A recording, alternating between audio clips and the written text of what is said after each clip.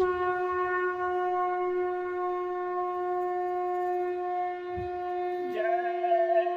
गुरुदेव। जय गुरुदेव।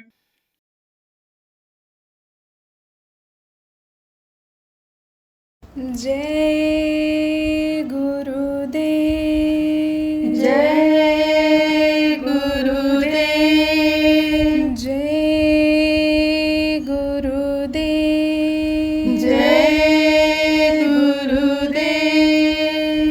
गुरु दरिया में नहाना, मन कहीं और न जाना।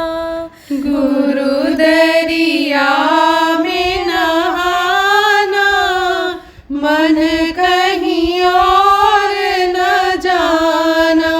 गुरु दरिया में नहाना, मन कहीं और न जाना। गुरु दरिया में नहाना, मन कहीं और न जाना।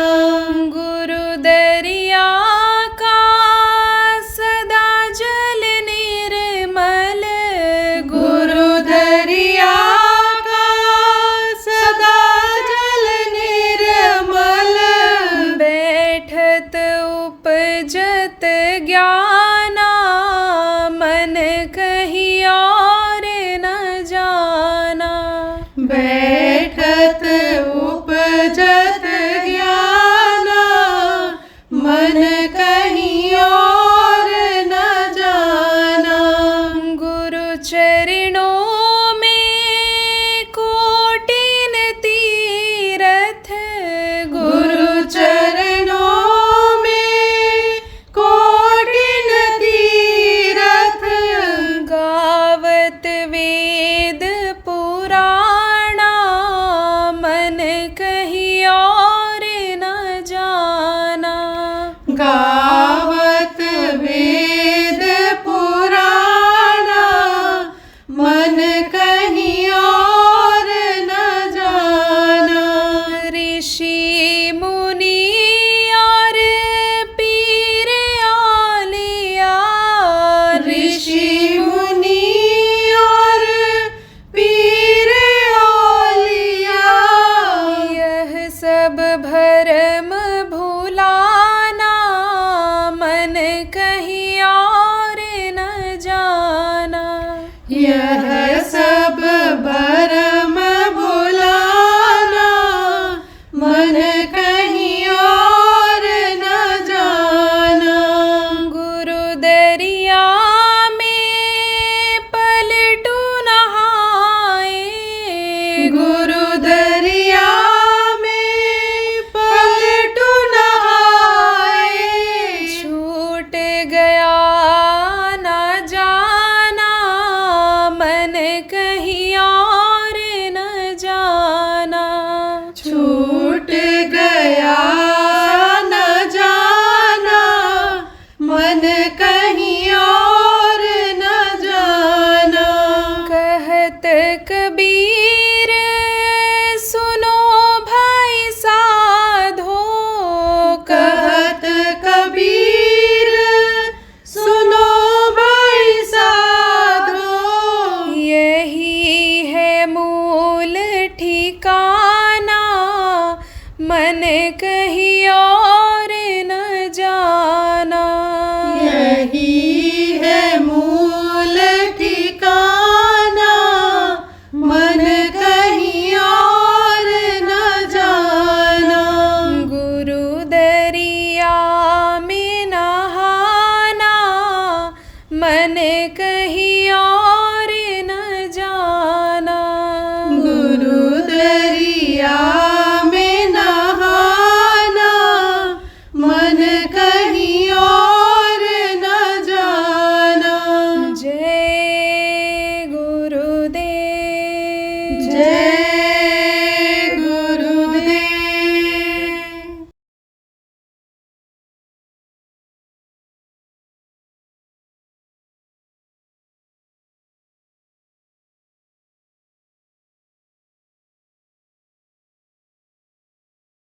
प्रकृति ने जितनी भी चीजें बनाई, भगवान ने, कुदरत ने जितनी भी चीजें बनाई, किसके लिए बनाई? इंसान के लिए बनाई।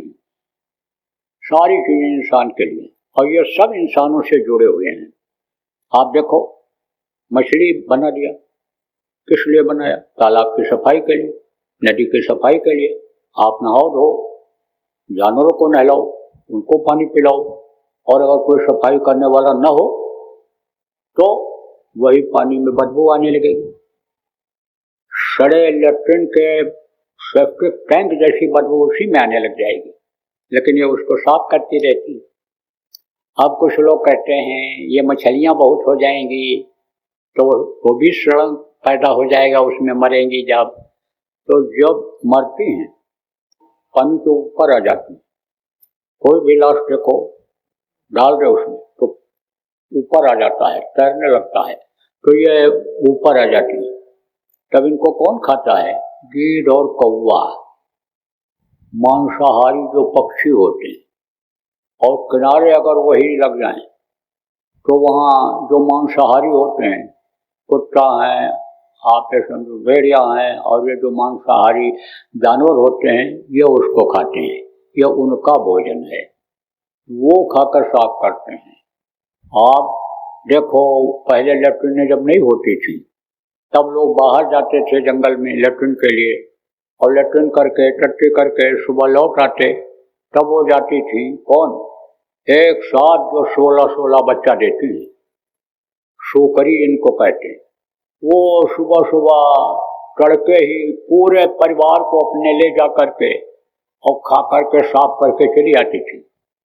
तो उनको इसीलिए बनाया था। एक राजा महल बनवाया तो लेट्रिन वहाँ बना नहीं, लेट्रिन था ही नहीं, और चारों तरफ बसावट हो गई, तो जाए कहाँ जाए? तब दिमागी था, उसने कहा जाओ पकड़ लो, शोकरी को पकड़ लो, यहीं पर किसी कमरे में बंद कर दो, सुबह खोल देना। अब गया सुबह लेट्रिन कर आया, और गए सब साफ करके चाट करके चले आए पूरा। तो ये सब किसके लिए बनाया? ये सब बनाया आदमियों के लिए ही, लेकिन अलग अलग लोगों के लिए अलग अलग चीज बना दी। कुछ शाकाहारी जानवर भी होते हैं, शाकाहारी पक्षी भी होते हैं। शाकाहारी यानी समझो पेड़ों पर रहने वाले पक्षी और जानवर होते हैं, आसमान में उड़ने वाले शाकाहारी होते हैं, जल में भी होते हैं, इक्का दुक्का सब जगह होते हैं। उनके सामने अगर आप मांस डाल दो तो सूंघ होकर के छोड़ देते हैं। घोड़ा, गधा, बैल, भैंस, गाय के सामने अगर आप मांस डाल दो तो सूंघ करके छोड़ देते हैं। ये जानवर सब जगह मिलते हैं। विदेशों में मैंने देखा, बनावट में तो फर्क है, कुछ पूछना पड़ता है कौन जानवर है, लेकिन ये बताते हैं कि ये गाय हैं, ये हैं, ये इस तरह का है। दूर से देखने में नहीं पता चलता है। बहुत कुछ हिस्सा तो मिलता जुलता है कुछ देशों में, लेकिन जो ज़्यादा दूर के देश हैं वहाँ पर जल्दी बनावट पर पहचान नहीं आती है। उनके सामने भी जहाँ मांस ही खाते हैं, अमेरिका वगैरह में तो 99% लोग मांस खाते हैं, 100 में 99 खाते हैं। और भारत के लोग जो जाते हैं दूसरे देश शाकाहारी, सबसे ज़्यादा शाकाहारी भारत देश में ही हैं लोग, और प्रदेश में आपके हरियाणा और राजस्थान में है। तो ये लोग भी वहाँ जो गए वो लोग भी वहाँ खाने लग जाते हैं। ऐसा संघ का दोष आता है, लेकिन वो जानवर नहीं खाते हैं, वो सूंघ के छोड़ ही देते हैं। अपने वसूल के पक्का होते हैं, आदमी वसूल का पक्का नहीं है, आदमी नियम का पक्का नहीं है। कोई खा पी करके आया, बढ़िया चीज रख दो उसके सामने, रसगुल्ला है, मिठाई और कोई चीज, तो मन नहीं मानेगा, खा लेगा। लेकिन कुत्ता खा पी कर आया, पेट भरा हुआ है, डाल दो कोई चीज उसके सामने तो नहीं खाता है, सूंघ के छोड़ देता है, या उठा के ले जाता है, छिपा के रख देता है, जब भूख लगती है तब खाता है। 12 महीना में कुंवार महीना आता है, तब पगलाता है, स्वामी भक्त होता है, जो पालता खिलाता है उसका वफादार होता है।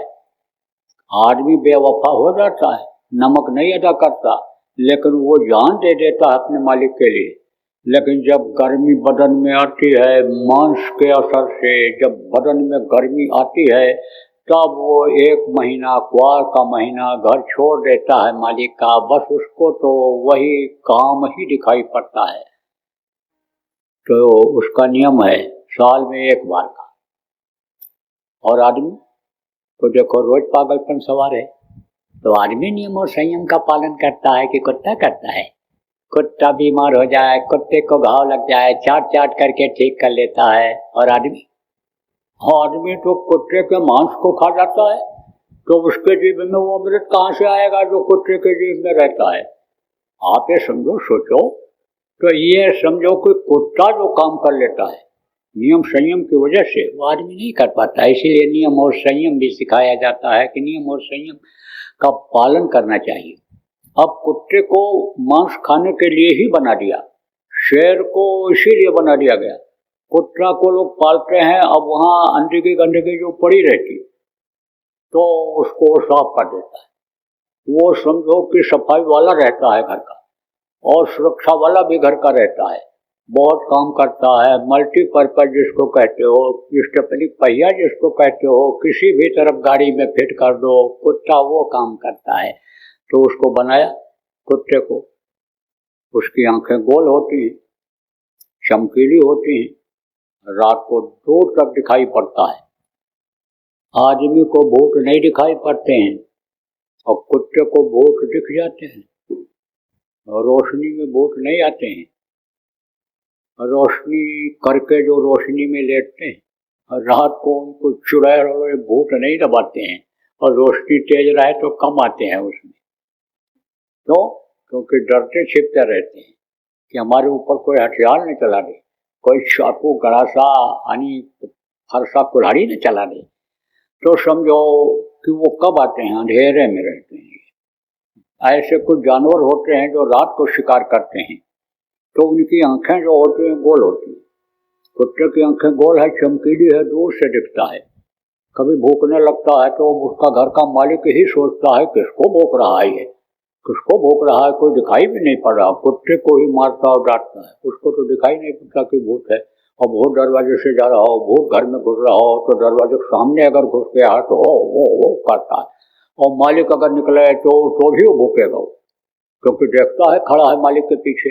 तो मालिक कहता है बताओ, हमारी बिल्ली हमसे मैं हूँ, जो पटल में खाओ उसी में सुराग करो, तो हम खिलाते हैं और हमें को भूख रहा है। तो उसको मारने पीटने लगते हैं। मारना नहीं चाहिए, समझना चाहिए जरूर कोई बात है, ये देख रहा है किसी चीज को जिसको हम नहीं देख रहे हैं, तो इनको दूर तक दिखाई पड़ता है। शेर है, बिल्ली है, ये लोग शिकार रात को करते हैं, इनको दूर तक दिखाई पड़ता है। इनकी आंखें चमकीली होती हैं, गोल होती हैं। इनके बच्चे पैदा होने के 3-4 दिन बाद आंख खोलते हैं। मनुष्य का बच्चा तुरंत आंख खोलता है, इनके बच्चे देर में बोलते हैं। मनुष्य का बच्चा पैदा होते ही मुंह साफ रहता है उसका, जोर से चिल्लाता है, रोता है। ये गर्मी ये ठंडी उसको जो है चुभने लगती है, तो गर्मी ठंडी तो उसको भी लगती है, किसी भी जानवर के बच्चे को, क्योंकि सुरक्षित जगह पर माँ के पेट में वो भी रहता है। जैसे बच्चा सुरक्षित जगह में रहता है, ऐसे वो भी, उनके भी बच्चे रहते हैं, तकलीफ उनको भी होती है, लेकिन बोल नहीं सकता, कह नहीं सकता, देख नहीं सकता है, क्योंकि बंद रहती है उसकी आंख। तो यह अंतर है। और क्या अंतर है? ये चाट के पानी पीते हैं मांसाहारी जानवर, और आदमी खींच करके पानी पीता है। ये खाते हैं तो इनके दांत नुकीले होते हैं, नोच करके खाते हैं। ऐसे जबड़ा नहीं होता है जिसमें से दांत निकलती है, तो इनका मुंह ऐसे नहीं घूमता है, इनकी गर्दन ऐसे नहीं घूमती है, ऐसे ऊपर ऐसे नहीं होती है। पूरा जब घूमेंगे ऐसे तब बगल इनको दिखाई पड़ेगा। आदमी ऐसे बगल देख के मुड़ जाता है, और कुत्ता बगल देख के नहीं मुड़ पाता है कि गाड़ी आ रही है, कि घोड़ा आ रहा है, कि क्या आ रहा है। उसके कान में जब आवाज पड़ती है और या हार्न बजाओ तब वो रुकता है या मुड़ता है, और नहीं तो दबाया ऐसे चला जाता है। ऐसे क्यों? गर्दन ही नहीं घूमती है उसकी, कुछ बगल देख ही नहीं पाता है। ऐसा इसको जा रहा है तो देख ले, तो गर्दन नहीं घूमती है, और इनका जबड़ा नहीं चलता है। तो ये क्या करते हैं? ऐसे नोचते हैं और ऐसे चप चप चप जीभ से ऐसे निकल जाते हैं, खा लेते। पानी कम पीते हैं, आदमी को पानी की ज़्यादा ज़रूरत होती है। आदमी मांग करके खा लेता है, मांग करके पानी पी लेता है, व्यवस्था करके पानी पी लेता है। पानी की ज़्यादा ज़रूरत होती है। वो दूसरे के ऊपर निर्भर रहते हैं, जो खिलाओगे खाएंगे, जो पानी दोगे पिएंगे। नहीं मिलेगा इधर उधर भटक करके, मिल गया तो मिल गया, नहीं तो ऐसे ऐसे जीव बाहर निकाल करके और हवा में जो नमी होती है उसी से अपनी प्यास बुझा लेते हैं। पसीना मांसाहारी जानवरों को नहीं होता है, आदमी को पसीना होता है। आप समझो कि ये जो जानवर हैं, इनके जो बच्चे हैं मांसाहारियों के, उनको बनने में माँ के पेट में ज़्यादा समय नहीं लगता है। आदमी के बच्चे को माँ के पेट में तैयार होने में 9 महीने का समय लगता है। तो ये सब है अंतर। इसको जब लोगों को बताएंगे, ऐसे लोगों को समझाएंगे, तब समझो कि लोग बदलेंगे। तो देखो प्रचार को, देखो प्रेमियों, जो आप लोग आए हो, गुरु महाराज के मिशन को पूरा करने का संकल्प बना रहे हो कि इस कलयुग में ही सतयुग आने का जो महात्मा महापुरुष का करके गए, लिंग पुराण में लिखा, आप समझो जगन्नाथ दास की उड़िया किताब में लिखा, सूर सागर में जो लिखा है, और जो गुरु महाराज बराबर कहते रहे कलयुग में कलयुग आएगा, कलयुग में कलयुग जाएगा, कलयुग में सतयुग आएगा। तो उस सतयुग को लाने के लिए सतयुग का उद्देश्य, गुरु का उद्देश्य सतयुग लाकर पूरा करने का और लोगों को सतयुग दिखाने का, ये जो काम आप करने का संकल्प बना रहे हो, उसके लिए आप अपने अपने स्तर से लोगों को समझाओ, लोगों को बताओ, शाकाहारी नशा मुक्त लोगों को बनाओ। क्योंकि सतयुग में कोई भी मांसाहारी नहीं होगा, कोई भी शराबी नहीं होगा, कोई भी नशे की दुकान नहीं होगी, कोई भी समझो आपकी मांस की दुकान नहीं होगी, अंडे मछली की दुकान नहीं होगी, कोई भी चोरी व्यभिचार करने वाला नहीं होगा, धोखा बेईमानी करने वाला नहीं होगा, अनित अत्याचार करने वाला नहीं होगा, प्रकृति के नियम को तोड़ने वाला नहीं होगा। सतयुग में सब योगी और विज्ञानी होंगे। सतयुग में सब लोग मानव धर्म का पालन करने वाले होंगे। इंसान इंसान से मोहब्बत करेगा, इंसान इंसान के चमड़ी को, इंसान के वेशभूषा कपड़े को, इंसान के नाम को नहीं देखेगा, बल्कि उनकी जीवात्माओं को देख करके, जो सबके अंदर एक जैसी हैं, जो प्रभु की अंश जीवात्मा हैं, उन जीवात्माओं से प्रेम करने लगेगा। तो अब आप ये सोचो कि जब ये बदलेंगे नहीं तो सतयुग देखेंगे कैसे। इसलिए बदलने की ज़रूरत है। आप लोग जो देखो इसमें कुछ बिगड़े हुए लोग बैठे हो, आपको भी किसी ने समझाया होगा, बताया होगा, और आपने छोड़ दिया, बिगाड़ आपका खत्म हो गया, आप अच्छे बन गए, श्रद्धा की दृष्टि से लोग आपको देखने लग गए। ऐसे ही वो लोग भी सुधर जाएंगे, वो लोग भी बदल जाएंगे। प्रयास करने की ज़रूरत है, कोशिश करने की ज़रूरत है। इस समय तो समझो विरोध ज़्यादा नहीं है।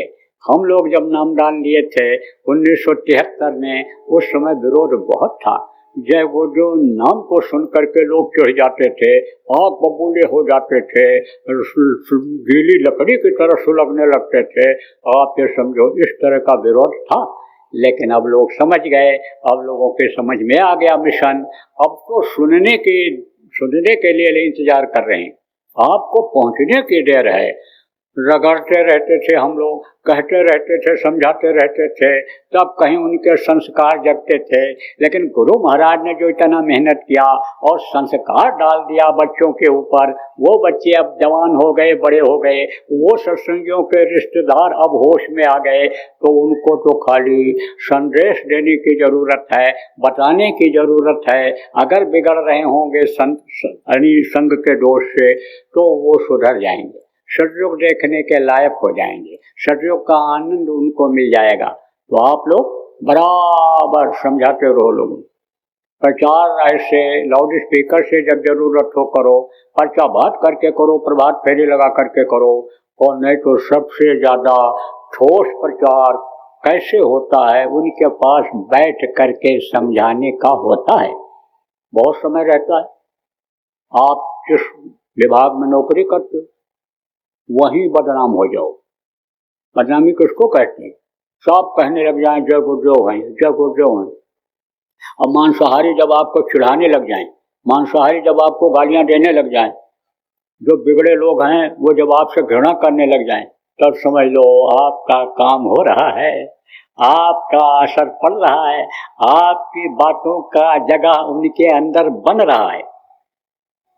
एक गिलास पानी, एक गिलास दूध और एक गिलास खून आप रख दो, उसमें आप सिक्का डालो 1-1 रुपए का, तो पानी वाले में से पानी निकलेगा, दूध वाले में से दूध निकलेगा और खून वाले में से खून निकलेगा। खून वाले में से दूध कैसे निकलेगा? क्योंकि उसमें तो खून भरा है। तो उनके अंदर जो गंदगी है वो निकलने लगती है। आपके प्रचार को, आपकी बातों को सुन करके वो बोलने लगते हैं। ऐसे ही बदनाम एक बार हो जाओ तो समझ लो बाद में तो नेक नामी आपकी ही नहीं बहुत लोगों की हो जाएगी। तो अपने अपने स्तर से ही समझाओ, किसान किसान को समझावें, वे बच्चियां बच्चियों को समझावें, शाकाहारी बनाओ लोगों, नशा मुक्त बनाओ लोगों को गैरवान बनाओ, लोगों को अच्छा रास्ता बताओ, मानव धर्म जो है वो मानव धर्म बताओ। कितना जानकारी है आपको, इतिहास के आधार पर बता दो। आप कैसे भी, जितनी भी जानकारी आपको हुई, नहीं कुछ है, आप कैसे जुड़े, गुरु महाराज के पास कैसे आप आए, सत्संगों में आप क्यों आते हो, आपको क्या फायदा मिलता है, यही बात अगर सब लोगों को बताने लग जाओ तो उसी से बहुत से लोगों की तकलीफें दूर हो जाएंगी, बहुत से लोगों को सुख और शांति मिलने लग जाएगा, शांति वाली जगह पर पहुंच जाएंगे। आप ये समझो सुख वाला रास्ता अपना लेंगे तो बहुत से लोगों को फायदा हो जाएगा। तो परोपकार ये बहुत बड़ा धर्म है, परोपकार को आप सब लोग करो धारण। तो देखो जब हर लोग यही समझोगे कि हमारा ये काम है, हमारे गुरु महाराज हैं, हमारे गुरु महाराज का मिशन हमको पूरा करना है, हमारा तन, हमारा मन, हमारा धन जो हमको गुरु महाराज ने दे रखा है वो हमारा लगे। जब हमारा की जब होड़ लगेगी, हमारे की जब बाजी जब लगाओगे तब देखना कितना काम होता है। अरे तब तो जग में जय गुरुदेव का झंडा लहर लहर लहराएगा, वो समय आ जाए। देखो महापुरुषों का काम अधूरा नहीं रहता है, संकल्प पूरा हो जाता है।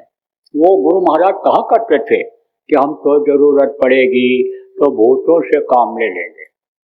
यज्ञ हुआ था, कहाँ यज्ञ किया था गुरु महाराज ने? काशी में। संत मत में कोई यज्ञ नहीं, कलयुग योग यज्ञ नहीं जाना, एक आधार नाम गुनगाना। ये जो नामदान मिला है, दिया जाता है, केवल नाम सुमिर सुमिर न रोता रह पा रहा, बाकी कुछ करने की जरूरत ही नहीं है। लेकिन मदारी जब आता है खेल दिखाने के लिए, दवा बेचने वाला जब आता है तब आवाज लगाता, बाजा बजाता है, डमरू बजाता है, जब लोग इकट्ठा हो जाते हैं तब वो अपना अनखेल दिखाता है मदारी, तब वो दवा का अपने प्रचार करता है, फिर 1-8 शीशी 2-4 शीशी फ्री बांट देता है और फिर उसके बाद में फिर उसका पैसा लेता है। कहने का मतलब यह है कि अपना मिशन पूरा करने के लिए, उसके लिए समझो उपाय करना पड़ता है। तो गुरु महाराज ने यज्ञ किया, उसमें बहुत से लोग आए जो यज्ञ के प्रेमी थे, और जब उन्होंने सत्संग सुना तब उन्होंने कहा भाई असली चीज तो यह है जो बाबा जी दे रहे हैं, जो बता रहे हैं, असली चीज तो यह है, तो इसको क्यों न पकड़ा जाए। जिसको अगर पकड़ लिया जाएगा, इसको अगर ले लिया जाएगा तो ये तो ऐसी चीज है कि ये हर जगह काम आएगी, इसी से लोक भी बन जाएगा, इसी से परलोक भी बन जाएगा। तो बहुत से लोग यज्ञ में ही गए थे और यज्ञ से ही वो जुड़ गए। और ये बंदा जो आपके सामने बैठा है, यही महामानव यज्ञ में हरिद्वार गया था, गुरु महाराज ने जब किया था। तो अब आप ये सोच लो, एक बहाना था, एक माध्यम था, और एक ही बात पर प्रचारक हमारे यहाँ आए थे, वही बात हमारे समझ में आ गई थी और मैं भी वहाँ चला गया था। तो ऐसे ही होता है। तो गुरु महाराज ने आप ये समझो कि यज्ञ किया था, तो यज्ञ में कहा था कि अभी क्या देखा तुमने, अभी तो ये छोटी छोटी मछलियाँ पकड़ में आएंगी, बड़े बड़े मगरमच्छ आएंगे, ऐसा जाल फैलाऊंगा। तो जाल क्या है? ये जगत जाल से जो निकल के आप चले आए, ये समझो जाल काट के आए कि नहीं है, सुबह आपको दिखाया था। तो अब इस समय पर इसका विस्तार की जरूरत है। रही बात भूतों की, वहां पर समझो उस वक्त पर काशी में बिजली का तार दौड़ा न था, तो उस वक्त पर सस्ते के समय में 1 लाख रुपया ठेकेदार मांग रहा था। अब 1 लाख रुपया ये बेचारे गरीब आदमी कहाँ से लाओ, पैसे नहीं रहता था। हमारे गांव के पास का ही एक आदमी बोला, नौकरी करता था होमगार्ड में, तो निकाल दिया गया वहां से, उसको कुछ रोग हो गया। तो अब लोग नहीं बताया अधिकारी ने, तो कहा साहब हमको क्यों निकाल रहे हो? बोला तुम्हारा कद छोटा हो गया। कहा घिस गए हम, लोग कहें घिस गए हो तुम, तुम्हारा कद छोटा हो गया। तो कोई पूछे क्यों निकाल दिया गया, तो उसको क्यों निकाल दिया? सबसे कहा हम निकाल दिए गए, निकाल दिए गए। क्यों निकाल दिया? कद छोटा हो गया। और सीधा था बेचारा। तो कहा लड़के से हम काशी जाएंगे, काशी में यज्ञ था, कहा हम काशी जाएंगे। कहा तो जाओ, कौन रोके है तुमको, तो पैसा दो। पैसा तो है नहीं, तो कहाँ दें पैसा, पैसा तो रखे होगे, कहाँ रखे हैं, तनख्वाह पाती नहीं है, तो कहाँ से देंगे पैसा? दो। तो 10 आना पैसा दिया, 10 आना। अब सोचो 10 आना में क्या होगा, पैसे नहीं रहते था लोगों के पास। तो रास्ते में खा पी गया, बैठ लिया बगैर टिकट के, कोई नहीं पूछा रास्ते। जब वहां पहुंचा तो गेट पर रोका टीटी ने, कहा टिकट, टिकट बाबू नहीं है हमारे पास। तो तुम बगैर टिकट गाड़ी बैठ लिए? तो कहा टिकट लेने भर को पैसे नहीं था। तो कहा कि 10 आना पैसा लड़कवा ने दिया। तो कहा तो 10 आना पैसा क्या किए? अरे सब खा पी गए, मूंगफली खाया, ये खाया, वो खाया, कहाँ 3 दिन लगा पहुंचने में। बाबू पैसा नहीं, देख लो, कुछ नहीं, लंगी झोली ले लो हमारी। तब खड़ा कर दिया उसको बंदी उसने, कहा तुमको बंद करेंगे, जेल भेजेंगे, खड़े हो जाओ। थोड़ी देर खड़ा रहा, जब सब लोग निकल गए तो कहता है बाबू हमको बंद करना है तो करो, नहीं तो हम जा रहे हैं। कहा बंद करना है तो करो, और नहीं तो हम जा रहे हैं। जब देखा उसने, अरे सोचा ये तो नीरस है, कुछ नहीं है इसमें, ये तो जैसे नींबू निचोड़ लिया जाता है, फेंक दिया जाता है, नींबू का छिलका है। तब कहा अच्छा कहाँ जाएगा तू, कहाँ आया है? यज्ञ में जाऊंगा। बाबा के यज्ञ में? बाबू बताओ कहाँ हो रहा है यज्ञ? तो उसने और रास्ता बता दिया, कहा चले जाओ, चौराहा है, वहां पुलिस वाला खड़ा होगा, उससे पूछ लेना, रास्ता बता देगा। तो किसी तरह से भटकता हुआ आया। तो एक दिन सेवा कर रहे थे हम लोग, मिल गया, बड़ी बड़ी दाढ़ी थी। तो कहा गया कि भाई क्यों नहीं बनवाया दाढ़ी? दाढ़ी कोई सेंटर बनेगा, कोई चाचा कहने बना देगा कि कोई हमारे रिश्तेदार है, पैसा होगा तभी तो दाढ़ी बनेगी, बढ़ा लेंगे दाढ़ी, कहीं चोर काटे ले जा रहा है। तब उसका चंदा लगा के हम लोगों ने दाढ़ी बनवाया। तो समझो कि 4 आने में दाढ़ी बाल सब बन गया उसका, 4 आने पैसे नहीं होता था, तो 1 लाख रुपया कहाँ से इकट्ठा होता? तो गुरु महाराज ने कहा अरे तुम घबराते क्यों, हम एक भूत को लगा देंगे और एक खंभा को पकड़ देंगे, इसे एक खंभा, फिक्र मत करो, मंगाओ बांस। तो बांस प्रेमियों ने दे दिया जिनके पास बांस था, और वही गाड़ दिया गया उसी में, रेत में खोद के इतना, और उसी पर ताल लटका दिया गया। कुछ नहीं हुआ, तेज हवा भी चली, धक्का धुक्की भी लग गया, कहीं कुछ नहीं गिरा। अनुभव किया लोगों ने, बहुत लोग पहरा दे रहे थे वहां, बहुत पहरा दे, और जब कोई जल्दी उठ के चला जाए तो डांटे, कहा अभी कहाँ चले आए, चलो उधर चलो। चोर तार काट ले जाएं, किसका? टेलीफोन का। तो वहां पर हवन होता था, तो पंडित जी जाते थे हवन करने। तो पंडित जी को पता चला कि जो है चोर काट ले जाते हैं, ये लगा के आते हैं और रात में चोर काट ले जाते हैं। तब जब हवन करने गए भूतों को खिलाने, तब बोले तुम लोगों के रहते रहते और चोर काट ले जा रहे हैं, चोर काट ले जा रहे हैं, तो तुम रखवाली नहीं कर सकते हो, रोज खिलाता हूं तुम लोगों को। तो क्या हुआ कि चोर आया उसी दिन काटने, रात को तार काटने के लिए आया, और तार काट के लपेट लिया, और लपेट कर ऐसे रखा, और पेशाब करने के लिए बैठा, पेशाब ही न खत्म हो, उसका कितना पेशाब बढ़ता है। और तब तक पहरेदार उधर पहुंच गए, वो भी पहरेदार भी ताक में थे कि इसी टाइम कटता है तो आए होंगे तो देखा जाए, तो वो भी पहुंच गए, वो पकड़ लिया उसको। और जब पकड़ लिया तो पेशाब करना हुआ, पहले तो खड़े रहे, उठे नहीं वो, तो गए उसको पकड़े, तो जब पकड़े तो पेशाब बंद हुआ उसका। तब कहे कि तुम इतना देर बैठे रहे पेशाब पर, बोले हमारा पेशाब ही नहीं खत्म हो रहा, मालूम पड़ रहा है कि जैसे कोई पानी ऊपर डालता जा रहा है, नीचे निकलता चला जा रहा है। तो कहने का मतलब ये है कि जिनको काम करना होता है वो अपना फील्ड बना लेते हैं और वो सबसे काम ले लेते हैं, लेकिन फिर भक्तों को श्रेय नहीं मिल पाता है।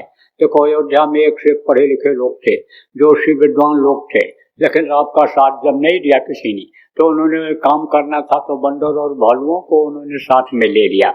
जबकि बंदर और भालुओं ने कहा था कि हम आपका कपड़ा लत्ता नहीं चुराते हैं, नहीं फाड़ते हैं, आपका कोई नुकसान नहीं करते हैं, यही हमारी मदद है, बाकी हमारे पास क्या है। लेकिन उन्होंने गुरु के शरण में रह करके सीखा था, रिद्धि सिद्धि काम ध्यान कल्प वृक्ष गुरु ने दिया था उनको, तपस्या करा करके उनके अंदर 9 गुण भरे थे, तो उसको उन्होंने उनके अंदर भर दिया और जहाँ जैसी जरूरत रही उस हिसाब से उनको ताकत मिलती चली गई। और देखो वही बंदर और भालुओं के द्वारा परिवर्तन करा दिया। लोग कहते हैं छोटे छोटे लोग आते हैं, गुरु महाराज को भी लोग कहते थे और हम लोगों को भी सोचते हैं, आते तो बहुत लोग हैं भाई, बात तो कुछ जरूर है, ये तो सोचते हैं, कहते हैं भाई बात तो कुछ जरूर है, आते हैं छोटे छोटे लोग आते हैं। और ये नहीं मालूम है कि छोटे लोग जो काम कर सकते हैं वो बड़े नहीं कर सकते, वो जो काम बड़े करें तो न बड़ाई हो। जो अनि समझो हनुमंत को गिरधर काहे न कोई, समझे आप, तो ऐसे गिरधर को हनुमंत काहे न कोई, तो जो छोटा बनकर काम करता है। ऐसे आपको बताया कि यानी समझो कि छोटा न बनते तो उड़ के न जा पाते हनुमान जी, छोटा बन करके गए। तो समझो छोटे लोगों से ही काम होता है। थोड़े समय के लिए जो आपका ये अहंकार है बड़ा बनाने का, धन का, बल का, प्रतिष्ठा का, ये जो सत्संगी पुराना होने का कि हम पुराना हो गए, हम कार्यकर्ता हैं, हमारी मान्यता है, हम कैसे ये आप प्रचार प्रसार करें, हम कैसे किसी के दरवाजे पर बैठ करके किसी को समझावें, ये भावना अगर आप त्याग दो तो बड़ा काम कर सकते हो और बड़े बन सकते हो। तो बोलो जय गुरुदेव।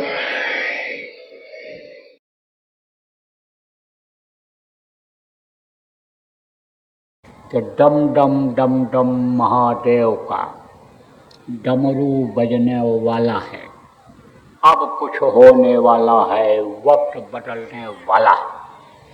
आज की तारीख आप नोट कर लो, आज तारीख है 8 मार्च 2024 और महाशिवरात्रि की तिथि है। अगला महाशिवरात्रि तक आने तक आपको बहुत बड़ा परिवर्तन दिखाई पड़ेगा, डमरू का असर दिखाई पड़ेगा। संकेत उन्होंने कर दिया और अब उनका डमरू लोगों को पता चलेगा। आगे क्या होने वाला है वो ट्रेलर वो दिखाएंगे। सिनेमा देखने जाते हैं जो लोग, उनको मालूम है ट्रेलर क्या होता है। जब आधी पिक्चर हो जाती है, ख़त्म हो जाती है, तब आने वाली पिक्चर का कुछ हिस्सा पानी पेशाब के लिए जो इंटरवल होता है उसमें दिखाते हैं। तो ट्रेलर अपना दिखाने लगेंगे और ट्रेलर दिखाने के बाद आप ये समझो कि इनका तांडव होगा। तांडव किसको कहते हैं? ये ऐसे जैसे ये तखत है, ये ऐसे धम धम धम इस पर कोई ऐसे ऐसे नाचने लगे, पैर पटकने लगे, तो उसको तांडव कहते हैं। ऐसे ये धरती पर पैर मारेंगे, चेतावनी फिर देंगे, और जब नहीं मानेंगे तब काल के काल में बहुत से लोग समा जाएंगे। जय गुरुदेव। सरकारी व गैर सरकारी अनुदान के लिए बिना सत्संगियों के सहयोग द्वारा जनहित के कार्यों में लगी हुई बाबा जय गुरुदेव धर्म विकास संस्था का मुख्यालय पिंगलेश्वर रेलवे स्टेशन के सामने मक्सी रोड, उज्जैन, मध्य प्रदेश में है। यहाँ पर सत्संग व नामदान का कार्यक्रम होता रहता है। अतः आप श्रोताओं से अनुरोध है कि बाबा उमाकांत जी महाराज के आश्रम उज्जैन एक बार परिवार सहित जरूर पधारिएगा। आपके सुझाव के लिए व्हाट्सएप नंबर 9575600700। जय गुरुदेव, जय गुरुदेव।